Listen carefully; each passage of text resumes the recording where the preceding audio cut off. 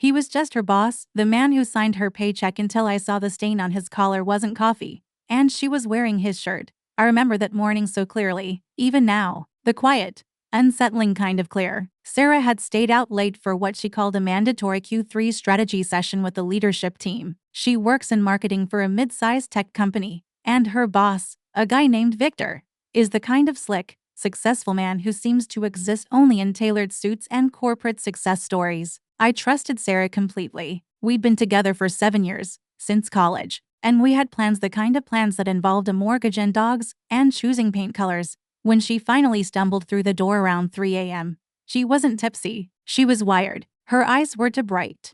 And her laughter, usually so warm and relaxed around me, was tight and a little brittle. She mumbled something about a huge win for the team and how Victor had insisted they all celebrate. I was already half asleep and just pulled her close, smelling the faint mix of expensive perfume and something chemical, maybe dry cleaning solvent, maybe cheap champagne. It wasn't the smell of my Sarah. The next morning, I was making coffee when she came into the kitchen. She looked exhausted but tried to overcompensate with energy, buzzing around me, kissing my cheek repeatedly. She was wearing my old, oversized gray college sweatshirt and a pair of yoga pants. We were having a lazy Sunday, and her work clothes were probably still in the car. I was pouring a mug of coffee when she bent down to tie her shoe.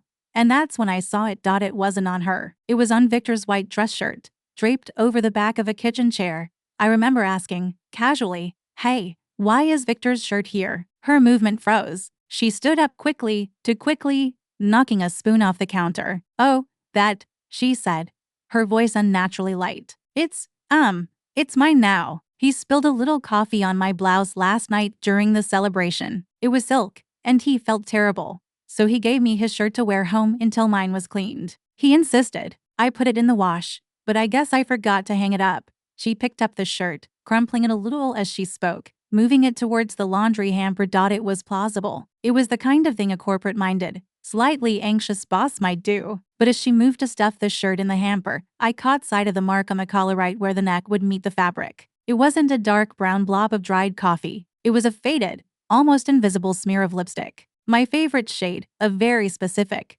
matte berry color she only wore when she was trying to impress someone important. It was smeared, not dripped, and it was perfectly placed, as if the shirt had been pressed against someone's mouth, or maybe someone's neck. The realization hit me like a slow-motion car crash. It wasn't anger yet. It was a cold, suffocating kind of dread. I watched her toss the shirt away, her back to me, and the way her shoulders seemed to hold a tension that had nothing to do with being tired. Everything she did suddenly seemed theatrical, the exaggerated sigh of relief, the quick shift to talking about our dinner plans. I didn't say anything about the lipstick. I just kept watching her. And suddenly, the past 6 months made a terrible kind of sense. The way she suddenly had to be on call late on Fridays, the expensive, new professional wardrobe, the distant look in her eyes whenever I tried to talk about our future. It wasn't ambition pulling her away. It was him. And the shirt, Victor's stark white shirt, felt like a silent, screaming witness sitting in my laundry hamper. Part 2. The silent treatment. And the business trip shirt was gone from the hamper by the time I checked later that day. Probably in the wash,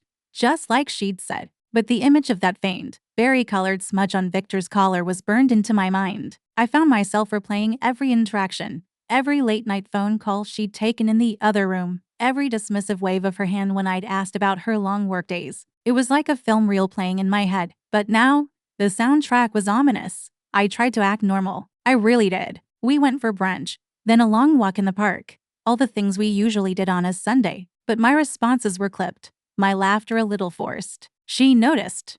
"Of course. Is everything okay, Mark?" she asked, her brow furrowed with what looked like genuine concern. "You've been quiet all day."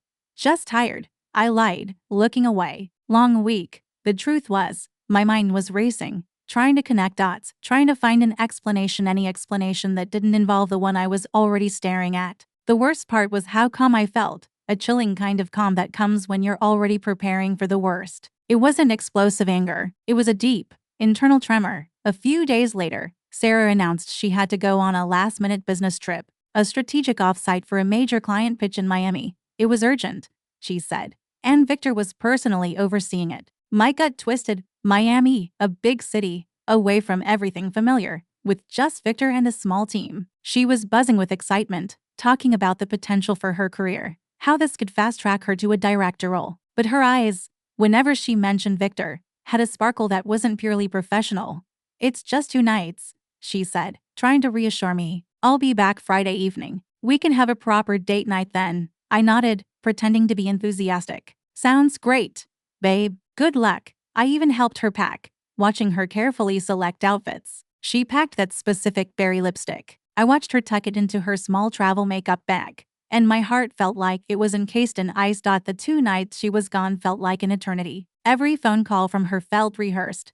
Every "I miss you" felt hollow. She'd call from the hotel lobby or a restaurant, always with background noise, always making sure to mention how busy she was, how little sleep she was getting. I'd listen, my own words sparse, my mind picturing the luxurious hotel suite, the late-night discussions, the proximity. On the second night, Thursday, I couldn't sleep. Around 1 a.m., I decided to do something I'd never done before. I checked her phone. It felt like a violation, and a part of me hated myself for it. But the larger part, the part that had seen the lipstick, felt a cold, desperate need for answers. I knew her password. It was our anniversary date. I went through her messages, carefully. Nothing with Victor. No smoking gun. It was mostly work-related, group chats with friends. Then, I checked her deleted messages. My breath hitched. There it was, a thread with Victor. Not just work talk. There were laughing emojis, a casual "miss you already" from him, and a message from her, sent just hours before she left for Miami. "Can't wait for our private strategy session. See you there." My stomach dropped. Private strategy session. The winking emoji. The missing context. My hands trembled as I scrolled further. There was a picture, a selfie of Victor, in what looked like a hotel room, grinning.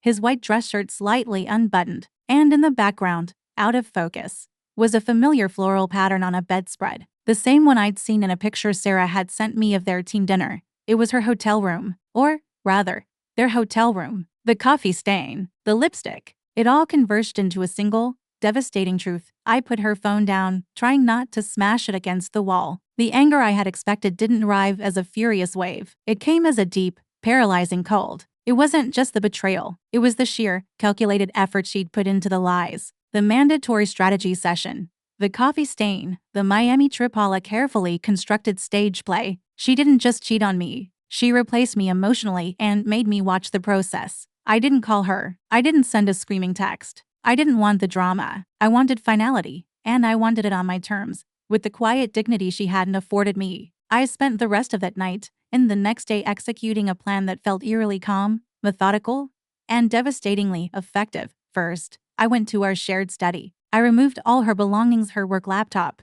her awards, her framed photos with her family, and packed them carefully into 3 heavy-duty storage bins. I labeled them SARAH work, SARAH personal, and SARAH sentimental. I placed them neatly in the center of the spare room, where they would be the first thing she saw. Then, I went through the house, removing any trace of our combined future. I took down the wedding venue brochures taped to the fridge. I deleted the house renovation mood board we'd built on my laptop. I even quietly called the realtor we were working with and told him to remove our names from the mortgage pre-approval process, a process we'd invested hundreds of hours in.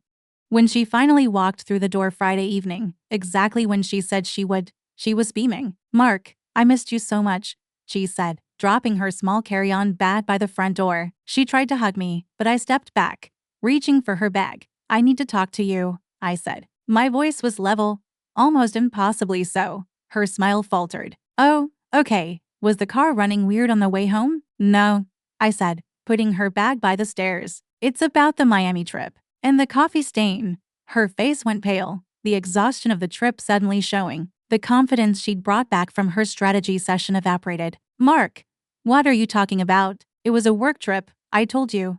"I know what you told me," I interrupted, still calm, still meeting her eyes. "I saw your deleted messages with Victor, the private strategy session, the picture of him in your hotel room. I saw the berry lipstick on his collar last Sunday." She tried to deny it, launching into a desperate, tangled web of excuses about a late-night work meeting turning into a friendly drink, about him helping her with her luggage, about being stressed and confused. But her words fell apart under the quiet weight of my gaze. She finally collapsed onto the sofa, tears streaming down her face. "It was a mistake, Mark. I was weak. It meant nothing. Please, don't throw everything away for nothing." I stood over her, feeling the coldness solidify in my chest. "It wasn't nothing, Sarah. It was a choice, a deliberate one, made over weeks or months, and compounded by lies. You didn't make a mistake. You made me irrelevant. I didn't yell. I didn't have to. I simply walked her to the spare room, where the 3 labeled storage bins stood like a monument to our dissolved future. Your things are packed, I told her. I've moved out everything that was mine. The lease is in both our names. I'll sign off on it next week. But for now, you can stay here and figure out your next step. I'm staying at my brother's. She looked at the bins, at the bare walls, at the total silent undoing of our life. That looked the look of pure, agonizing realization that her choices had immediate, surgical consequences was my quiet revenge. It wasn't shouting or breaking things. It was the absolute, clean absence of my love. I picked up the key to my car, walked out the front door, and locked it behind me. She was still sitting on the floor of the spare room, surrounded by the physical evidence of her betrayal. I didn't look back. I just drove away, leaving her alone in the perfectly clean, perfectly empty house that used to be our home.